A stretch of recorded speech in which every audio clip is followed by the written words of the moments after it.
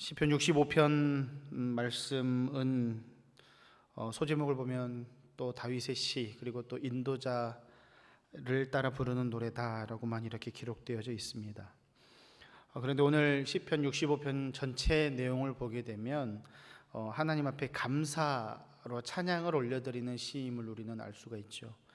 그래서 이렇게 농사를 짓고 그러한 모든 것에 대한 하나님 앞에 감사를 올려드리는 이러한 시인 것을 짐작해 볼 때 수장절, 또 우리는 장막절이라고 하죠. 이때를 앞두고 지어진 시일 것이다 라고 이렇게 생각해 볼 수가 있습니다.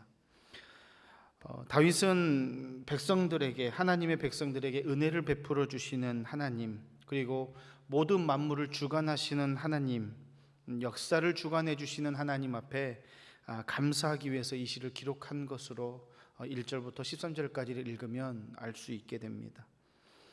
1절을 보게 되면 먼저 다윗이 이렇게 하나님에게 고백하고 있습니다. 하나님이여, 찬송이 시온에서 주를 기다려오며 사람이 서원을 주께 이행하리이다. 1절에 보게 되면 우리가 좀 주목해서 보고 싶은 그러한 부분이 주를 기다리오며 라고 하는 이 부분입니다.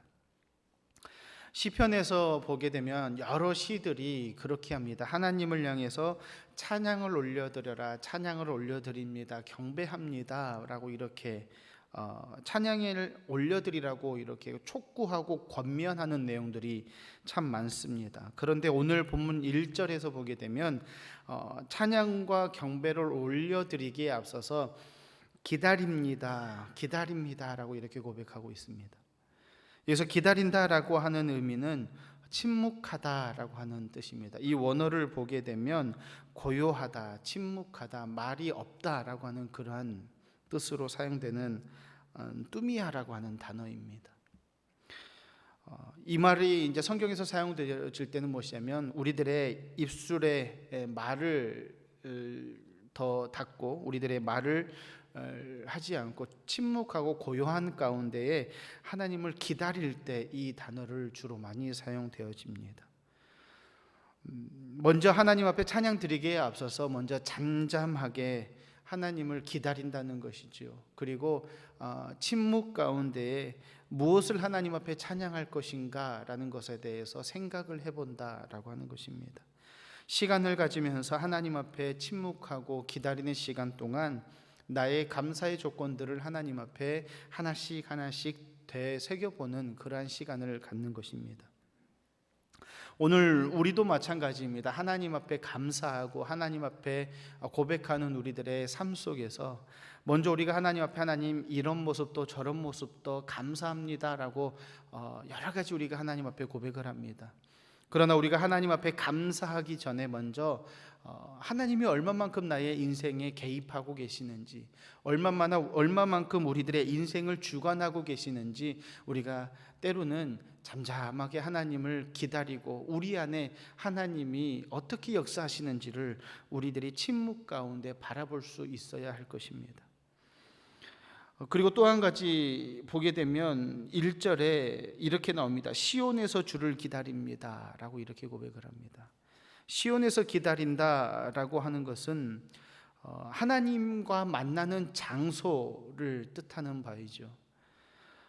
성전이 세워진 것은 솔로몬이 성전을 지었습니다. 그러나 그 전부터 성막에서 하나님과 만나는 장소가 있었습니다.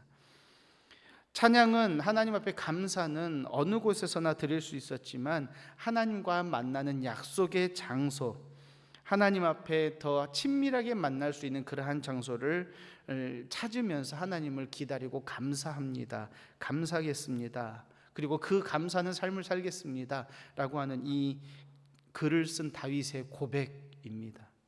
사실 1절 한 절만 가지고도 우리가 깊이 묵상을 해보고 여러 가지를 생각해 볼 수가 있습니다. 그런데 이 시편 65편 전체를 보게 되면 다윗이 얼마만큼 하나님 앞에 그의 인생을 그리고 삶을 하나님 앞에 감사했는지 우리는 알 수 있게 됩니다. 그리고 하나님 앞에 이제 시온에서 하나님을 기다리던, 조용하게 침묵 가운데 기다리던 다윗이 마침내 하나님에게 찬양을 시작합니다. 2절을 한번 보시겠습니다. 2절에 이렇게 나오죠. 기도를 들으시는 주여 모든 육체가 주께 나아오리이다 라고 말씀하고 있습니다.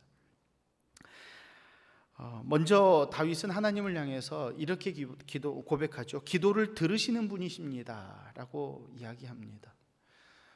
우리도 알 수 있듯이 우리들이 하나님 앞에 기도하고 하나님 앞에 구하게 되면 하나님께서 우리의 기도를 들으십니다.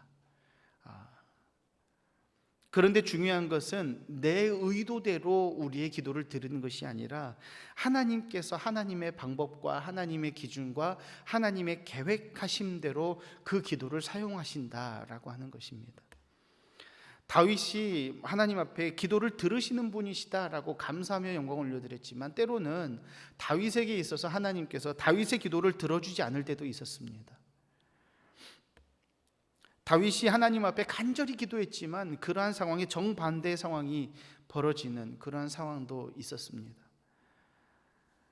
다윗이 밧세바와 사이에서 낳은 첫째 아이가 태어났을 때 그 상황을 우리는 잘 알고 있죠. 생명이 위험한 상황에 처하게 되자 다윗은 하나님을 향해서 음식도 먹지 않고 하나님 앞에 하나님 이 아이를 살려주십시오, 이 아이를 하나님 긍휼히 여겨주십시오 라고 기도했지만 하나님께서는 그 기도에 응답하지 않고요, 그 아이의 생명을 취하십니다. 그러나 그 상황 가운데 다윗은 하나님 앞에 원망이나 분노를 드러내지 않고 그 자리를 털고 일어나서 하나님께서 보여주신 그 기도의 응답이 이것이구나 라고 깨닫고 다윗은 받아들이게 됩니다. 우리가 하나님을 향해서 기도하고 하나님 앞에 구하고 간구할 때 때로는 내가 원하는 상황이 아닌 하나님께서 우리가 계획하고 우리가 꿈꾸는 그러한 상황이 아닌 때로는 전혀 예상하지 못했던 방향으로 우리를 이끌어 가실 때도 있습니다. 그럴 때 하나님 앞에 우리는 어떻게 해야 되느냐, 원망하거나 하나님 앞에 왜 그렇습니까? 라고 하나님 앞에 탓하거나 물어볼 것이 아니라 하나님의 방법입니까? 하나님의 계획하심이 무엇인지 내가 깨닫게 해달라고 우리는 오히려 더 기도하고 하나님 앞에 낮아져야 될 줄로 믿습니다. 그러면서 다윗이 이제 뭐라고 하냐면 하나님께서 베풀어 주신 은혜에 대해서 4절 가운데 이렇게 고백을 하고 있습니다. 4절을 한번 보시기 바랍니다. 주께서 택하시고 가까이 오게 하사 주의 뜰에 살게 하신 사람은 복이 있나이다. 우리가 주의 집 곧 주의 성전의 아름다움으로 만족하리이다. 4절에 보게 되면 두 부분이 좀 눈에 들어옵니다. 무엇이냐면 택하시고 주의 뜰에 살게 하신 사람, 그 사람이 어떤 사람이냐? 복 있는 사람이다. 우리가 하나님으로부터 복을 받는 것은 참 기대합니다. 그리고 설레어 합니다.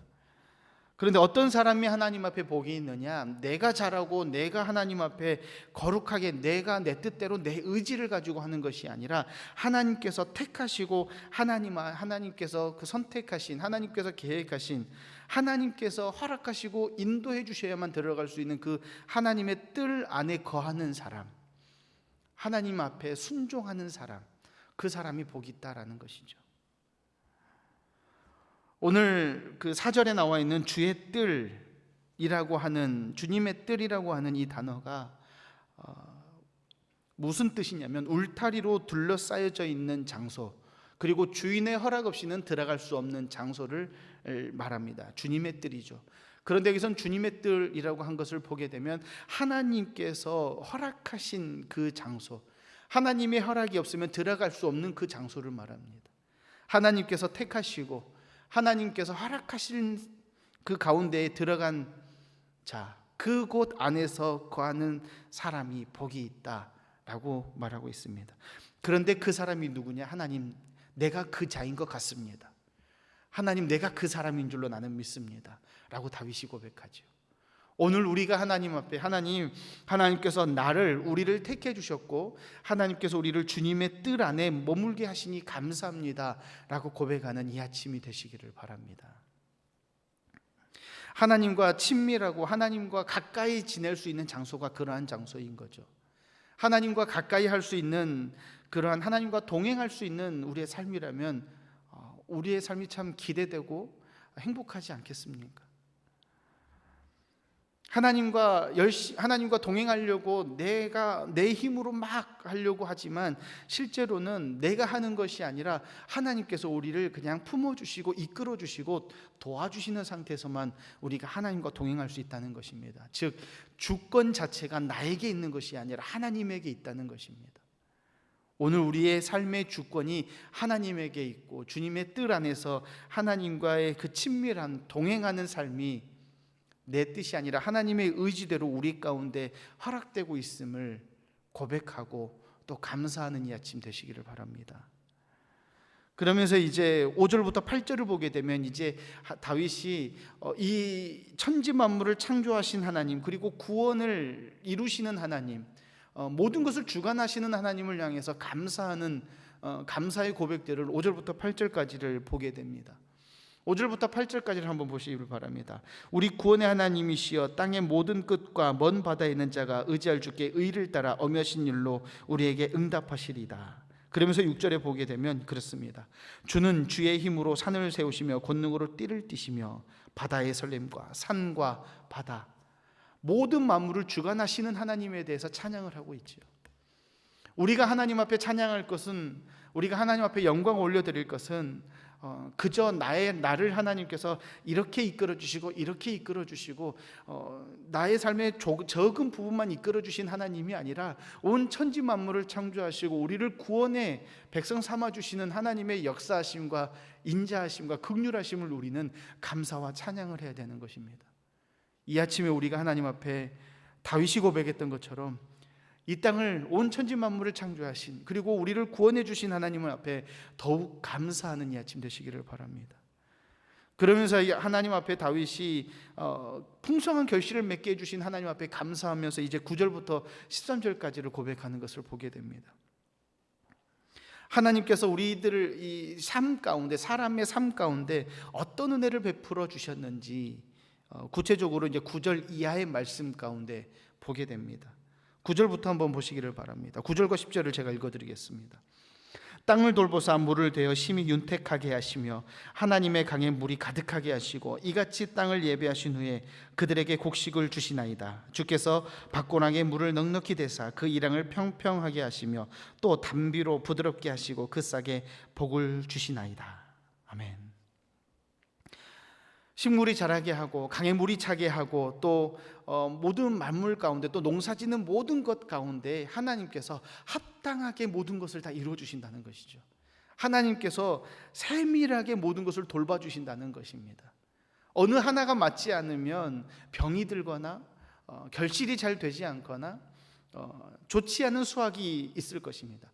그러나 하나님께서는 모든 것을 순적하게 이루어 주시는 하나님으로 하나하나 순간순간 그리고 모든 순서가 하나님의 계획대로 하나님의 인도하심 따라서 잘 풍성할 수 있도록 이끄시는 분이, 순리적으로 이끄시는 분이 하나님이십니다 라고 다윗이 고백합니다.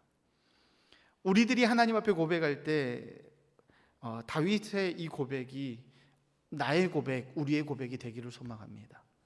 때로 우리는 그렇습니다. 때로는 하나님 앞에 하나님 이것만 되면 잘 되겠는데요, 하나님 이렇게 이것만 잘 되면 좋겠는데요 라고 말합니다. 때로는 우리가 하나님 앞에 기도하고 구할 때 하나님 나의 모든 일 가운데 순적하게 이루시는 하나님, 질서 있게 하나님께서 진행하시는 하나님을 경험하고 찾고 발견하는 내가 되게 하여 주시옵소서. 그 가운데 더 감사하는 우리의 삶이 되게 해달라고 기도하시기를 바랍니다. 하나님께서는 오늘 10절 9절을 보게 되면 이렇게 말하죠. 그 이랑을 평평하게 하시며 라고 하는 말이 있습니다. 네. 물을 공급하는 가운데 또 그 가운데 은혜를 베풀어 주시고 그 물이 공급이 잘 안 되면 말라버립니다. 그런데 하나님께서 이러한 은혜와 자비를 지속적으로 계속해서 떨어지지 않고 공급해 주시기 때문에 작은 것에서부터 하나님을 느끼고 감사합니다, 감사합니다라고 고백할 수 있는 것이죠. 그러면서 이제 이러한 감사와 감격을 11절에서는 뭐라고 다윗은 고백하냐면 11절 처음에 이렇게 고백합니다. 주의 은택으로 한 해를 관시우시니 라고 말합니다. 하나님의 은혜를 통해서 관을 씌운다라고 하는 것이 마치 자기에게 왕관을 씌워주듯이 하나님께서 우리들에게 그 은혜를 풍족함을 하나님의 은총을 우리들에게 덧입혀 주신다. 그 감사와 감격을 그렇게 고백하고 있는 것입니다.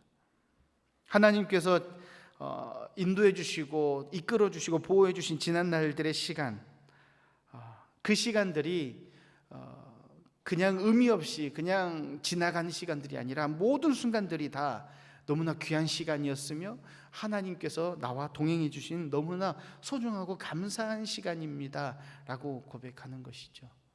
오늘 우리가 살아가면서 하나님 앞에 어느 한순간도 허투루 지나가는 시간이 아니라 하나님께서 나와 함께 하시는데 한순간도 졸지도 않으시고 나에게서 시선을 다른 곳으로 돌리시지도 않은 하나님께서 날마다 나와 동행해 주고 계심을 우리가 감사하고 또 더욱이 날마다 또 앞으로 우리들의 인생의 가운데서 동행해 주실 하나님 앞에 이와 같이 감사할 수 있는 우리 성도님들 되시기를 바랍니다.